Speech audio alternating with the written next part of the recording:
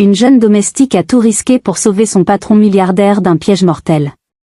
Sa découverte a choqué toute la ville et prouvé que parfois nos proches sont les plus dangereux. Bonjour à tous. Bienvenue dans notre histoire. Avant de commencer, aimez cette vidéo et abonnez-vous. Dites-nous aussi dans les commentaires d'où regardez-vous? New York, Londres, peut-être le Canada ou la Jamaïque. On veut savoir, monsieur, je vous en supplie, ne buvez pas ce café. Ethan Blake se figa. Sa main serrait déjà la tasse de café chaude, prête à la porter à ses lèvres. Il lisait le journal du matin, pensant aux affaires qu'il devait conclure aujourd'hui, mais il arrêta tout et leva les yeux. Juste à côté de sa chaise, tremblant comme une feuille au vent, se tenait Maya. C'était la femme de ménage qui travaillait chez lui. Ses mains tremblaient tellement que le chiffon qu'elle tenait tomba par terre. Ses yeux étaient écarquillés et emplis de peur. Des larmes coulaient sur ses joues. « Que as-tu dit ?» demanda Ethan la voix confuse et surprise. Les lèvres de Maya tremblaient. Elle pouvait à peine parler. « Le café, monsieur, s'il vous plaît, ne le buvez pas, il y a un problème. » Ethan la fixait du regard. Depuis 3 ans que Maya travaillait chez lui, elle n'avait jamais élevé la voix. Elle était toujours calme, toujours polie, toujours en train de faire son travail sans trop parler. Elle nettoyait les sols, faisait la vaisselle et s'assurait que tout était impeccable dans l'immense demeure. La plupart du temps, il remarquait à peine sa présence, mais là, elle avait l'air terrifiée. Il n'avait jamais vu personne aussi terrifié de toute sa vie. « Maya, que se passe-t-il ?» demanda de nouveau Ethan. Sa main était toujours posée sur la tasse de café, mais il ne l'avait pas encore levée. Maya ouvrit la bouche pour parler. Mais avant qu'elle puisse ajouter un mot, une voix aiguë trancha l'air comme un couteau. « Que signifie cela ?» Et Maya tournèrent la tête. Clara Blake se tenait dans l'embrasure de la porte entre la cuisine et la salle à manger. Elle était absolument magnifique comme toujours. Ses longs cheveux noirs étaient parfaitement coiffés. Elle portait une élégante robe blanche qui coûtait probablement plus cher que ce que Maya gagnait en un an. Son maquillage était impeccable, lui donnant l'air d'une star de cinéma. Mais ses yeux étaient froids et durs comme la glace. Elle marchait lentement vers la table à manger, ses talons au claquant sur le sol en marbre. Chaque pas sonnait comme un avertissement. « Je t'ai posé une question, Maya », déclara d'une voix douce mais avec une pointe de danger. « Que fais-tu exactement ? Pourquoi cries-tu chez moi ?» Maya tremblait de tout son corps. Elle recula d'un pas, mais ne s'enfuit pas. Elle leva les yeux vers Clara puis vers Ethan. « Madame, je... » Maya bégayait, cherchant les mots justes. « Quoi ?» La voix de Clara se fit plus aiguë. Elle croisa les bras et haussa un sourcil parfaitement dessiné. « As-tu perdu la tête ? Comment oses-tu interrompre le petit déjeuner de mon mari et te mettre à hurler comme un fou ?»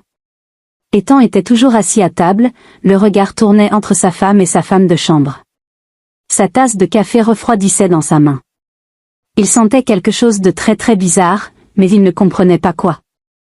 Maya dit doucement « Et s'il te plaît, dis-moi ce qui se passe. Pourquoi ne veux-tu pas que je boive mon café ?» Maya le regarda. Elle pouvait lire la gentillesse dans ses yeux, la même gentillesse qui lui avait toujours témoigné. Elle se souvenait de la maladie de sa mère l'année précédente lorsqu'elle avait eu besoin d'argent pour l'hôpital. Elle avait eu trop peur de demander, mais Monsieur Blake avait appris la nouvelle. Il entra dans sa petite chambre et lui tendit une enveloppe pleine d'argent. « Prends soin de ta mère », lui avait-il dit avec un sourire chaleureux. La famille, c'est ce qu'il y a de plus important. C'est alors que Maya a compris qu'elle devait être courageuse. Elle devait dire la vérité, même si cela signifiait perdre son emploi, même si personne ne la croyait. Maya prit une grande inspiration. Sa voix tremblait, mais elle s'efforça de parler clairement. « Monsieur, j'ai vu votre femme mettre quelque chose dans votre café, quelque chose qui n'était pas censé être là. » La pièce devint complètement silencieuse. On aurait pu entendre une mouche voler par terre. Ethan Restoub. Il tourna lentement la tête vers sa femme. Le visage de Clara changea l'espace d'une seconde. Ses yeux brillèrent d'une lueur sombre et furieuse, mais presque aussitôt, son expression changea. Elle resta bouche bée sous le choc. Sa main se porta à sa poitrine. Ses yeux se remplirent de larmes. Quoi? Clara, la voix forte et douloureuse. Comment? Comment as-tu pu dire une chose aussi horrible sur moi? Et je n'arrive pas à y croire. C'est scandaleux. Elle s'approcha rapidement d'Ethan et lui attrapa le bras, ses ongles parfaitement manucurés s'enfonçant dans sa veste de costume. Chérie, tu ne peux pas croire à ces bêtises, n'est-ce pas? Je suis ta femme, je t'aime. Je ne te ferai jamais de mal. La voix de Clara se brisa et des larmes coulèrent sur ses joues, dégoulinant de son maquillage impeccable. Et parut confus et choqué. Il fixa Maya, puis Clara, puis de nouveau Maya. Maya, dit-il lentement, c'est une accusation très grave. Êtes-vous absolument sûre de ce que vous dites? Maya vivement la tête, ses larmes coulant toujours. Oui, monsieur. Je jure sur la vie de ma mère. J'étais dans la cuisine tout à l'heure et j'ai vu. Tu n'as rien vu? Clara hurla soudain, sa douce voix s'éteignant complètement. Espèce de petite voleuse menteuse et jalouse. Maya recula, effrayée par la colère dans la voix de Clara. Je ne mens pas, madame, murmura Maya. Je vous en prie, monsieur, vous devez me croire. J'ai vu une petite bouteille dans la cuisine et il y avait un message sur son téléphone. Un message? Tu lisais mes messages privés? La voix de Clara s'éleva encore plus. Elle se tourna vers et le visage rouge de colère feinte. Tu as entendu Ethan?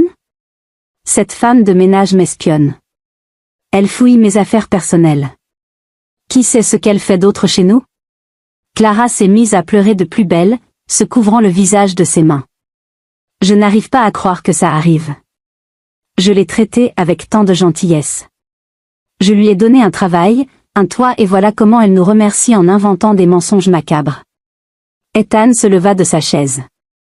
La tasse de café était toujours dans sa main, oubliée. Son visage exprimait trouble et confusion. Maya, dit-il d'une voix plus ferme. Tu dois t'expliquer tout de suite. Pourquoi dis-tu ça? As-tu une preuve? La bouteille, monsieur, Maya dit désespérément en désignant la cuisine. Il y a une petite bouteille sur le comptoir près de l'évier. Elle n'y était pas hier et le message sur le téléphone de Madame Blake disait « assez », cria Clara. Puis elle se tourna vers Ethan, sa voix redevenant douce et triste. Chérie, je t'ai caché quelque chose. Je ne voulais pas t'inquiéter, mais j'ai surpris Maya en train de nous voler plusieurs fois ces dernières semaines. Quoi? Ethan avait l'air choqué. Non. Maya s'est exclamée. Ce n'est pas vrai. Je n'ai jamais rien volé de ma vie. Clara l'ignora et continua de parler à Ethan. Sa voix tremblait d'une fausse tristesse, de petites choses au début, de l'argent de mon porte-monnaie, un bijou. Je lui ai donné une chance en espérant qu'elle arrêterait. Mais maintenant, elle est allée trop loin. Elle essaie de détruire notre mariage parce que je pense qu'elle est jalouse de ce qu'on a. Le visage d'Ethan changea. Il regarda Maya différemment, le doute perçant dans ses yeux. Maya, c'est vrai, tu as pris des choses? Monsieur Maya pleurait presque, les larmes coulant sur son visage. Je jure sur toute la terre que je ne t'ai jamais volé. Madame Blake aime, s'il te plaît, crois-moi. Elle a mis quelque chose dans ton café. Si tu le bois, quelque chose de terrible va arriver. Mais le visage d'Ethan s'était déjà durci. La gentillesse dans son regard s'estompait, remplacée par la déception et la colère. Clara s'approcha d'une petite table près de la fenêtre et appuya sur un bouton. En quelques secondes, 2 agents de sécurité se précipitèrent dans la salle à manger. Oui, Madame Blake, demanda l'un d'eux. Clara désigna Maya d'une main tremblante. Veuillez accompagner Maya jusqu'à sa chambre. Dites-lui de faire ses bagages. Elle ne travaille plus ici. Non, non, non. Maya pleurait en tombant à genoux. S'il vous plaît, monsieur, écoutez-moi. Je vous dis la vérité. Ta femme essaie. Ça suffit Maya. La voix d'Ethan résonna dans la salle à manger, forte et définitive. J'en ai assez de ces accusations insensées. Je suis profondément déçue de toi. Après tout ce que j'ai fait pour toi, voilà comment tu agis. Les agents de sécurité s'avancèrent et saisirent doucement Maya par les bras, la relevant. S'il te plaît, Maya sanglota en regardant et une dernière fois. S'il te plaît, ne bois pas ce café. Je t'en supplie, même si tu ne me crois pas, même si tu me détestes, jette ce café. S'il te plaît. Mais Ethan lui tourna le dos. Sortez-la d'ici, dit-il froidement. Les gardes accompagnèrent Maya vers la porte. Elle pleurait si fort qu'elle voyait à peine où elle allait. Ses jambes étaient faibles et tremblantes. À vrai dire, elle a crié une dernière fois lorsqu'on a sorti de la salle à manger. Elle va vous tuer. S'il vous plaît, monsieur, s'il vous plaît. Sa voix résonna dans le manoir tandis que les gardes la conduisaient à l'étage pour faire ses bagages. Maya était assise sur son petit lit, les yeux fixés sur sa valise. Ses yeux étaient encore rouges et gonflés à force de pleurer. Ses mains tremblaient sans cesse. Les agents de sécurité lui avaient dit qu'elle avait 30 minutes pour tout emballer et partir. 30 minutes. C'est tout le temps qu'elle avait eu pour dire adieu à ce qui était devenu son foyer depuis 3 ans. Mais Maya ne pensait pas à ses affaires. Elle ne pensait pas à où elle irait, ni à comment elle trouverait un autre emploi. Elle ne pensait qu'à Monsieur Blake. Il était en danger, un réel danger. Et personne ne l'a cru. Maya se leva et se dirigea vers sa petite fenêtre. De là-haut, dans le grenier, elle pouvait voir une partie du magnifique jardin du manoir en contrebas. Elle pouvait aussi voir le garage où était garée la grosse voiture noire de Monsieur Blake. Imaginez Maya, imaginez-vous, murmura-t-elle en essuyant ses larmes du revers de la main. Il doit bien y avoir quelque chose que vous puissiez faire. Puis elle se souvint de quelque chose d'important, la bouteille dans la cuisine. Si seulement elle pouvait prendre cette bouteille et la montrer à quelqu'un, un médecin, la police, n'importe qui, il attesterait et vérifierait qu'elle disait la vérité. Le cœur de Maya s'est mis à battre plus vite. C'était fini, c'était sa preuve. Mais comment l'obtenir?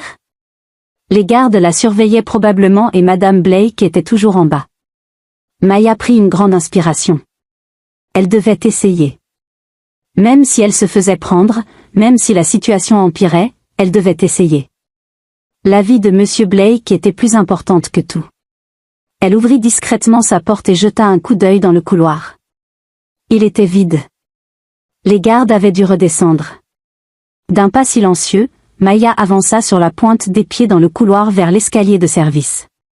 C'était l'étroit escalier que les cuisiniers empruntaient pour monter et descendre sans être vus de la famille. Elle menait directement à la cuisine.